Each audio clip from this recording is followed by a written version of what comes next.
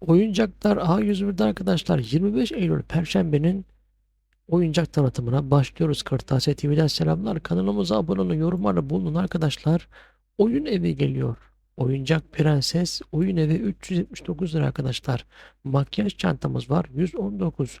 Çay sepeti 189. Kesilebilen meyve sebze 319. Tombul beşik geliyor arkadaşlar 139 lira. Her evin olmazsa olmasın Barbie deniz kızı 269. Oyuncak pizza ve pasta seti 199. Oyuncak inşaat merkezi 229. Holdfields sevenler burada mı? 299.